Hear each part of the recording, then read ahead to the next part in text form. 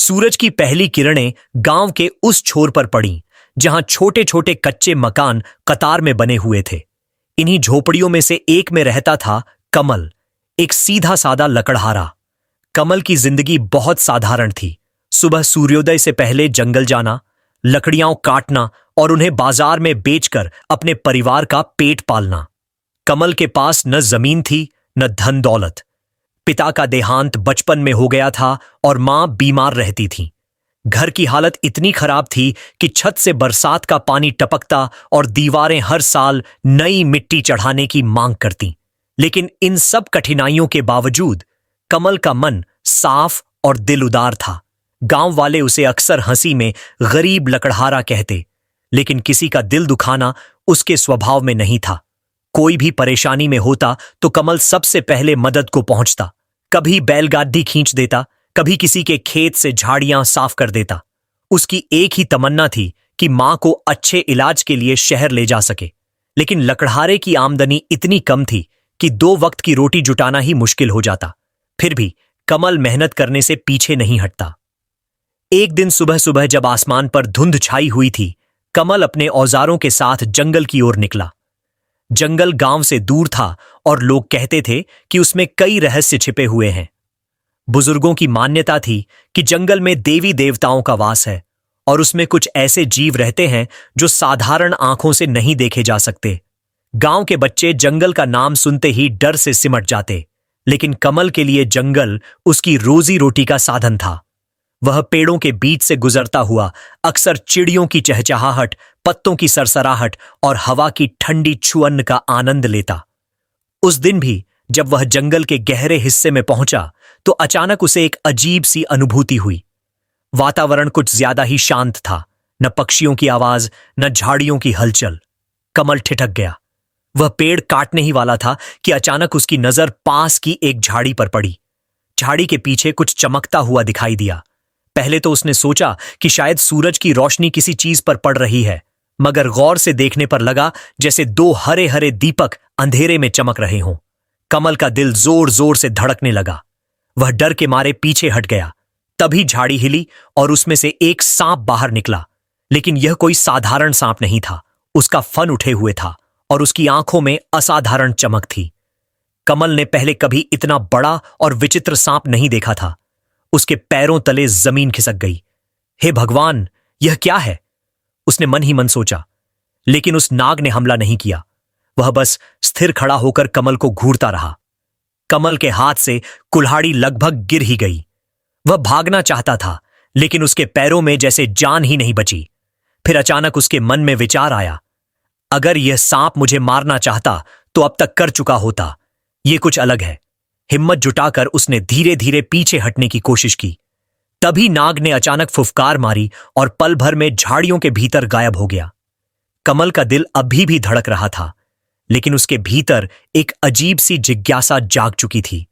वह सोचने लगा, इतना बड़ा और विचित्र सांप मैंने पहले कभी नहीं देखा। शायद यही वह रहस्य है जिसके बारे में गांव के लोग कहते हैं। उस दिन कमल ने ज्यादा लकड़ियां नहीं काटी। उसका ध्यान बार बार उसी नाग पर जा रहा था। घर लौटते समय भी उसकी आंखों के सामने वही चमकती हरी आंखें घूम रही थीं। जब वह घर पहुंचा तो मां ने पूछा, बेटा, आज इतना चुप क्यों है? थक गया क्या? कमल ने झूठ बोल दिया, हां अम्मा, बस थोड़ा थक गया हूं। लेकिन उसके दिल में सवालों का तूफान उठ रहा था। वह नाग कौन था? उसने मुझे नुकसान क्यों नहीं पहुंचाया? क्या जंगल में सचमुच कोई रहस्य छिपा है? उस रात वह देर तक नींद नहीं ले पाया। उसकी आंखों के सामने बार बार वही दृश्य आता रहा। हरा हरा फन, चमकती आंखें और रहस्यमयी सन्नाटा। उसे नहीं पता था कि यह तो उसकी जिंदगी की सबसे बड़ी कहानी की बस शुरुआत है। एक ऐसी कहानी जिसमें डर, रहस्य और अंततः प्रेम का ऐसा संगम होगा जिसकी कल्पना भी उसने कभी नहीं की थी। अगले दिन सुबह जब गांव पर सूरज की पहली किरणें फैलीं, कमल की आंखें लाल थीं। रात भर नींद नहीं आई थी। हर बार जब वह आंखें बंद करता, उसे वही हरे नयन और फन फैलाए नाग की छवि दिखती। उसने मन में निश्चय किया, आज मैं फिर उसी जंगल के हिस्से में जाऊंगा। जानना जरूरी है कि वह नाग कौन था और क्यों मुझे बिना नुकसान पहुंचाए छोड़ दिया। औजार कंधे पर रखकर वह फिर निकल पड़ा। हवा में ठंडी नमी थी और ओस से भीगी घास उसके पैरों को गीला कर रही थी। रास्ते भर उसके मन में उथल पुथल मची रही। डर भी था, पर उससे कहीं ज्यादा जिज्ञासा। वह जंगल के उस हिस्से में पहुंचा जहां कल नाग से सामना हुआ था। पेड़ एक दूसरे से इतने सटे थे कि धूप भीतर तक नहीं पहुंच रही थी। चारों ओर घना सन्नाटा पसरा हुआ था। कमल ने कुल्हाड़ी उठाई और एक सूखे पेड़ पर चलाने ही वाला था कि अचानक पीछे से वहीं सरसराहट सुनाई दी। वह पलटा और उसकी सांस अटक गई। झाड़ियों के बीच से वही नाग निकल आया। इस बार उसकी आंखें और भी चमक रही थीं, लेकिन कमल ने ध्यान से देखा, उसकी देह धीरे धीरे बदल रही थी। फन झुकते झुकते मानो किसी मानवीय रूप में ढल रहा हो। कमल अवाक रह गया। पल भर बाद उसके सामने खड़ी थी एक अत्यंत सुंदर स्त्री। लंबे काले बाल, चमकती त्वचा और आंखें वहीं हरे पन्ने जैसी जिनमें वह कल डूब गया था। कमल के मुंह से अनायास निकल पड़ा, तुम कौन हो? वह स्त्री मुस्कुराई। उसकी मुस्कान में रहस्य भी था और अपनापन भी। डरो मत लकड़हारे, मैं वही हूं जिससे तुम कल डरे थे। कमल के पैरों तले जमीन खिसक गई। मतलब तुम वही नाग हो? वह सिर हिलाकर बोली। हां, मैं नंदा हूं, इस जंगल की रक्षक। इंसानों की नजरों से छुपी रहती हूं, लेकिन तुमसे मिलने का संयोग बना। कमल का डर धीरे धीरे कम होने लगा। उसने कांपती आवाज में पूछा, अगर तुम नागिन हो तो मुझे नुकसान क्यों नहीं पहुंचाया? नंदा ने उसकी आंखों में झांकते हुए कहा, क्योंकि तुम्हारे भीतर लोभ नहीं है। मैं देख सकती हूं, तुम्हारे दिल में बस सच्चाई और करुणा है, इसीलिए मैंने तुम्हें चुना। कमल हैरान था। उसने जीवन में कभी सोचा भी नहीं था कि एक दिन किसी नागिन से यूं सामना होगा। लेकिन तुम इंसान का रूप कैसे ले सकती हो? उसने संकोच से पूछा। नंदा हल्की मुस्कान के साथ बोली, यह मेरा वरदान है और शाप भी। मैं चाहूं तो इंसानी रूप ले सकती हूं, लेकिन असल में मैं सर्प जाति की संतान हूं। मेरी जिम्मेदारी है इस जंगल और इसकी आत्माओं की रक्षा करना। कमल की धड़कनें तेज थीं। सामने खड़ी यह नागिन रहस्यमयी भी थी और आकर्षक भी। उसकी आंखों में गहराई थी, मानो वे सीधे दिल को पड़ रही हो। कुछ पल की चुप्पी के बाद नंदा बोली, कमल, तुम रोज यहां लकड़ियां काटने आते हो, लेकिन यह जंगल सिर्फ पेड़ पौधों का नहीं है। इसमें जीवन है, आत्माएं हैं जिन्हें चोट पहुंचती है। फिर भी मैंने देखा है, तुम हमेशा सूखे पेड़ चुनते हो, कभी हरे पेड़ नहीं काटते। यही वजह है कि मैं तुम पर नजर रखती रही। कमल को विश्वास ही नहीं हुआ कि कोई उसकी छोटी सी आदतों पर ध्यान दे रहा है। वह झेंपते हुए बोला, मैं तो बस सोचता हूं कि हरे पेड़ काटना पाप है। पेड़ भी तो सांस लेते हैं, हमें छांव देते हैं। नंदा की आंखों में चमक आ गई। यही सोच तुम्हें दूसरों से अलग बनाती है। लेकिन कमल अब भी उलझन में था। उसने संकोच से कहा, नंदा, अगर गांव वालों को पता चला कि मैंने एक नागिन को देखा तो वे डर जाएंगे। वे तो मुझे भी खतरे में डाल देंगे। नंदा ने गंभीर होकर कहा, तभी तो यह राज तुम्हारे और मेरे बीच रहेगा। गांव वाले मुझे समझ नहीं पाएंगे, वे मुझे शत्रु मानेंगे। लेकिन तुम मुझे देख सकते हो, समझ सकते हो। यही हमारा बंधन है। कमल का मन अजीब सी दुविधा में फंस गया था। सामने खड़ी यह स्त्री मानो स्वप्न थी और फिर भी हकीकत से भी ज्यादा सच्ची। नंदा ने आखिरी बार उसकी आंखों में देखा और धीरे से बोली, डरो मत कमल, मैं तुम्हें कोई नुकसान नहीं पहुंचाऊंगी, बल्कि शायद तुम्हारी जिंदगी में कुछ ऐसा जोड़ दूंगी जिसकी तुमने कभी कल्पना भी नहीं की। इतना कहकर वह मुस्कुराई और धीरे धीरे धुंध में लिपटती चली गई। अगले ही पल वहां सिर्फ झाड़ियां और सन्नाटा था। कमल स्तब्ध खड़ा रह गया। उसके दिल में डर भी था और एक अनजानी गर्माहट भी। वह जानता था आज से उसकी दुनिया बदल चुकी है। कमल उस दिन जब घर लौटा तो उसकी हालत किसी खोए हुए व्यक्ति जैसी थी। शरीर गांव की पगडंडी पर था, लेकिन मन जंगल की गहराइयों में अटका हुआ। हर पल उसे वही दृश्य याद आता, नंदा का नाक से इंसान में रूपांतरण, उसकी हरी आंखों की चमक और वे शब्द, यही हमारा बंधन है। उस रात उसे नींद बिल्कुल नहीं आई। उसने खुद से कई बार कहा कि यह सब एक सपना रहा होगा, लेकिन भीतर की आवाज बार बार कहती रही, नहीं, यह सच था। अगली सुबह मां ने उसकी उदासी भांप ली। क्या हुआ बेटा? पिछले 2 दिन से तेरी आंखों में न कोई चमक है, न चेहरे पर मुस्कान। कहीं जंगल में कुछ अनहोनी तो नहीं हुई? कमल झिझक गया। मां को सच बताता भी तो कैसे? गांव के लोग सुन लेते तो वह पागल ठहराया जाता। नहीं अम्मा, उसने झूठा दिलासा दिया। बस थोड़ा थकान है। मां ने सिर पर हाथ फेरते हुए कहा, थकान से ज्यादा यह किसी चिंता का बोझ लग रहा है। याद रख बेटा, हर राज अकेले नहीं उठाया जाता। कमल ने सिर झुका लिया। वह जानता था यह राज बहुत बड़ा है। उस दिन उसने तय कर लिया कि चाहे जो हो वह फिर जंगल जाएगा। उसे नंदा से मिलना है। उसके मन में डर भी था, लेकिन डर से कहीं ज्यादा उत्सुकता। सुबह सुबह कुल्हाड़ी उठाई और उसी जगह पहुंचा। जंगल हमेशा की तरह शांत था, लेकिन अब यह सन्नाटा उसे डराने के बजाय आकर्षित कर रहा था। कमल की आंखें हर झाड़ी, हर पेड़ पर टिक रही थीं, शायद कहीं से नंदा फिर दिखाई दे। और सचमुच जैसे उसके मन की पुकार सुन ली हो, सामने से वही स्वर सुनाई दिया। फिर आ गए लकड़हारे? कमल ने चौंक कर देखा। धुंध के बीच से नंदा प्रकट हुई। इस बार वह सीधे इंसानी रूप में थी। लंबी काया, लहराते बाल और मुस्कान में वही रहस्यमयी आकर्षण। कमल हकलाया, मैं बस तुमसे कुछ पूछना चाहता था। पूछो, नंदा बोली, लेकिन याद रखना, हर सवाल का जवाब मनुष्य सहन नहीं कर सकता। कमल की आंखों में चमक आ गई। तुम सचमुच नागिन हो? इंसान की तरह जी सकती हो? हां, नंदा ने शांत स्वर में कहा। दिन हो या रात, मैं जब चाहूं नाग रूप ले सकती हूं, जब चाहूं इंसानी। लेकिन मेरा असली वजूद सर्प का है। यही मेरी पहचान और मेरी जिम्मेदारी है। तुम मुझसे क्यों मिली? कमल ने अगला सवाल किया। नंदा ने हल्की सांस भरी। क्योंकि तुम बाकी मनुष्यों जैसे नहीं हो। यहां जो भी आता है पेड़ काटकर जंगल को नुकसान पहुंचाता है, लेकिन तुम केवल सूखे लकड़ी चुनते हो।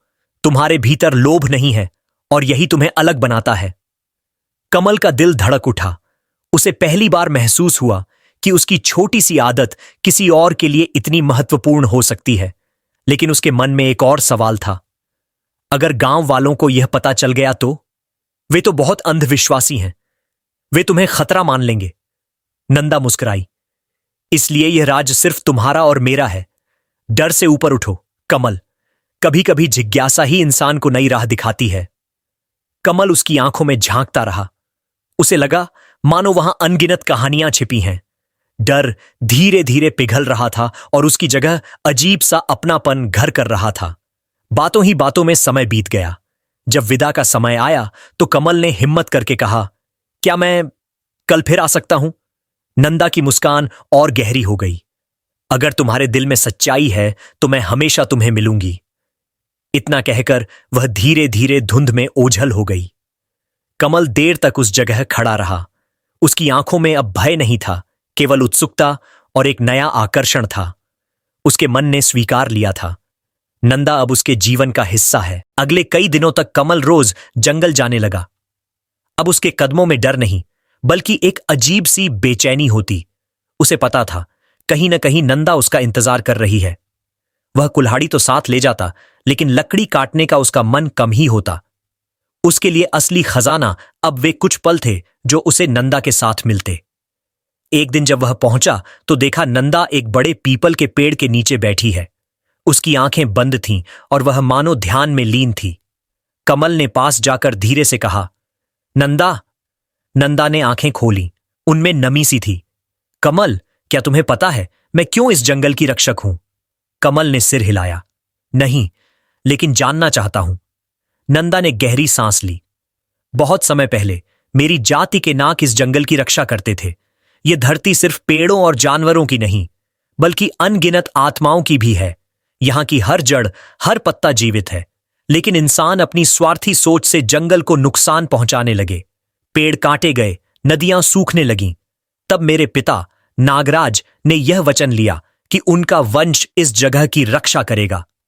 कमल ध्यान से सुन रहा था, लेकिन समय ने मुझे अकेला कर दिया। मेरे पिता अब इस लोक में नहीं हैं। मेरे भाई भी नष्ट हो गए। अब सिर्फ मैं बची हूं। यह जंगल मेरा परिवार है और मैं इसकी आखिरी प्रहरी हूं। कमल ने पहली बार नंदा के चेहरे पर उदासी देखी। उसकी चमकती आंखें मानो किसी गहरे दर्द से बोझिल थीं। लेकिन नंदा, उसने धीरे से कहा, तुम अकेली इतना बड़ा बोझ कैसे उठाती हो? नंदा ने कड़वी मुस्कान के साथ उत्तर दिया, यही तो मेरा शाप है। जब तक यह जंगल जीवित है मैं जीवित रहूंगी, लेकिन अगर यह नष्ट हुआ तो मैं भी विलीन हो जाऊंगी। कमल के दिल में अजीब सा डर समा गया। उसने कभी सोचा भी नहीं था कि जिस स्त्री को वह रहस्यमयी मानता है उसके जीवन का हर क्षण इस जंगल से बंधा है। कमल ने झिझकते हुए कहा, नंदा, अगर कभी गांव वाले तुम्हें देख लें तो? नंदा ने दृढ़ स्वर में कहा, वे मुझे समझ नहीं पाएंगे। उनके लिए मैं एक राक्षसी नागिन ही रहूंगी, इसीलिए मेरा अस्तित्व छुपा रहना चाहिए। लेकिन तुम मेरे लिए अलग हो। तुमने मुझे न डरा न ठुकराया, यही तुम्हारी पहचान है। कमल की धड़कनें तेज हो गईं। तो क्या मैं तुम्हें अपना दोस्त कह सकता हूं? नंदा ने उसकी ओर देखा। उसकी आंखों में हल्की मुस्कान तैर गई। दोस्ती से भी गहरा रिश्ता है कमल, लेकिन वह रिश्ता समय बताएगा। अचानक झाड़ियों में खड़खड़ाहट हुई। दोनों चौकन्ने हो गए। कमल ने कुल्हाड़ी संभाली, लेकिन सामने एक जंगली स्वर निकला। कमल ने राहत की सांस ली। मैं समझा, कोई शिकारी होगा। नंदा ने गंभीर होकर कहा, हां, यही तो खतरा है। इंसान लालच में जानवरों को मारते हैं, पेड़ों को काटते हैं, और जब वे इस जंगल को पूरी तरह नष्ट कर देंगे तब मेरा वजूद भी मिट जाएगा। कमल चुप रहा। उसके दिल में पहली बार जिम्मेदारी की चिंगारी जगी। उसे लगा अब वह इस रहस्य का हिस्सा है। शाम ढलने लगी थी। नंदा जाने लगी, लेकिन उससे पहले उसने कमल की ओर गहराई से देखा। कमल, क्या तुम मुझसे वादा करोगे कि तुम इस जंगल की रक्षा करोगे, कम से कम जितना तुम्हारे बस में है? कमल ने बिना सोचे सिर झुका दिया। हां नंदा, यह मेरा भी घर है। मैं इसे बचाने की पूरी कोशिश करूंगा। नंदा की आंखों में चमक लौट आई। यही विश्वास चाहिए था मुझे। फिर वह धीरे धीरे धुंध में लिपट गई और गायब हो गई। उस रात कमल देर तक जागता रहा। उसका मन उलझा था, लेकिन भीतर कहीं सुकून भी था। अब वह जान चुका था, नंदा सिर्फ नागिन नहीं बल्कि इस जंगल की आत्मा है। उसने ठान लिया, मैं उसे कभी अकेला नहीं छोड़ूंगा। चाहे जो हो, जंगल की रक्षा मेरी भी जिम्मेदारी है। और यही सोच उसकी किस्मत की दिशा बदलने वाली थी। दिन बीतते गए। अब कमल के जीवन का केंद्र न तो उसकी कुल्हाड़ी रही, न ही रोजी रोटी की चिंता। उसकी सुबह और शाम बस इसी इंतजार में गुजरती कि कब जंगल जाए और नंदा से मिल सके। नंदा भी अब हर दिन उसे मिलने लगी थी। कभी वह किसी झील के किनारे उसका इंतजार करती, कभी किसी पुराने वट वृक्ष की छांव में। दोनों के बीच अब वह झिझक और भय नहीं रहा जो पहले दिनों में था। अब उनकी बातों में सहजता थी, अपनापन था। एक दिन कमल ने हिम्मत करके कहा, नंदा, जब मैं तुम्हारे साथ होता हूं तो लगता है जैसे सारी परेशानियां भूल जाता हूं। मां की बीमारी, गरीबी, गांव वालों की बातें, सब जैसे कहीं खो जाते हैं। नंदा ने उसकी ओर देखा। उसकी हरी आंखों में एक मधुर चमक उभरी। क्योंकि सच्चा सुकून मन से मिलता है, बाहर से नहीं। तुम्हारे दिल में साफी है कमल, और शायद इसी वजह से मुझे भी तुम्हारे पास शांति मिलती है। कमल के होंठों पर हल्की मुस्कान आई। उसने सोचा, क्या यह सिर्फ दोस्ती है या कुछ और? धीरे धीरे नंदा ने अपने कई रहस्य उसके सामने खोले। उसने उसे जंगल की गुप्त पगडंडियां दिखाईं, वह झरना जहां पानी कभी सूखता नहीं था, और वह गुफा जहां पुराने नागों की मूर्तियां रखी थीं। कमल हर चीज को विस्मय से देखता। यह सब तो अद्भुत है। गांव वाले सोचते हैं कि जंगल बस लकड़ी और जानवरों का भंडार है, लेकिन यह तो किसी खजाने से कम नहीं। नंदा ने कहा, हां, लेकिन यह खजाना सिर्फ उन्हीं को मिलता है जिनके दिल में लोभ नहीं होता। शायद इसीलिए मैंने तुम्हें सब दिखाया। कमल का दिल भर आया। उसे लगा जैसे नंदा ने उसे अपना सबसे कीमती भरोसा सौंप दिया हो। उस शाम दोनों झील के किनारे बैठे थे। चांदनी पानी पर बिखरी थी और हवा में ठंडक घुली थी। कमल ने अनजाने में हाथ आगे बढ़ाया। नंदा के हाथ से उसका हाथ छू गया। एक पल को दोनों चौंके, लेकिन अगले ही पल नंदा ने हाथ पीछे नहीं खींचा। उसकी उंगलियों में हल्की गर्माहट थी और कमल का दिल तेजी से धड़कने लगा। कुछ देर दोनों खामोश रहे, बस एक दूसरे की आंखों में देखते रहे। उस पल किसी शब्द की जरूरत नहीं थी। उनकी चुप्पी ही सब कह रही थी। लेकिन कमल के मन में एक चिंता भी थी। नंदा, अगर कभी गांव वालों को हमारे बारे में पता चला तो वे तुम्हें स्वीकार नहीं करेंगे। वे तो मुझे भी पागल या पापी समझेंगे। नंदा ने गंभीर स्वर में कहा, कमल, प्रेम हमेशा आसान नहीं होता। इसमें साहस चाहिए। अगर तुम्हारे दिल में मेरे लिए सच्चाई है तो तुम्हें दुनिया की परवाह नहीं करनी चाहिए। कमल ने उसकी आंखों में देखा। हां नंदा, चाहे जो हो, मैं तुम्हारा साथ नहीं छोड़ूंगा। नंदा की मुस्कान हल्की कांपी। याद रखना, यह वचन एक दिन तुम्हारी सबसे बड़ी परीक्षा बनेगा। उनकी मुलाकातें अब और गहरी हो चुकी थीं। कभी वे जंगल के फूल चुनते, कभी पत्तों से नाव बनाकर झील में छोड़ते, कभी बस घंटों बातें करते। कमल को लगता उसकी सूनी जिंदगी में जैसे वसंत आ गया हो। गरीबी, भूख, तंगहाली सब धुंधले पड़ गए थे। उसके लिए सबसे बड़ी पूंजी अब नंदा का साथ था। और नंदा भी, जो सदियों से अकेली जंगल की रक्षक रही थी, अब उसके संग मुस्कुराना सीख रही थी। उसकी आंखों की उदासी कम होने लगी थी। दोनों के दिलों में प्रेम का बीज पड़ चुका था और यह बीज धीरे धीरे एक वृक्ष की तरह अंकुरित हो रहा था। लेकिन जैसे ही वे एक दूसरे के करीब आने लगे, नियति ने भी उनकी परीक्षा की तैयारी शुरू कर दी। उस रात जब कमल घर लौटा तो गांव के कुछ लोग उसकी ओर घूर रहे थे। एक ने दूसरे से कहा, यह लकड़हारा अब रोज देर से लौटने लगा है, जाने जंगल में किससे मिलता है। कमल ने यह सुना लेकिन कुछ बोला नहीं। उसके दिल में पहली बार एक सिहरन उठी। शायद अब उनका रहस्य ज्यादा दिन छुपा नहीं रहेगा।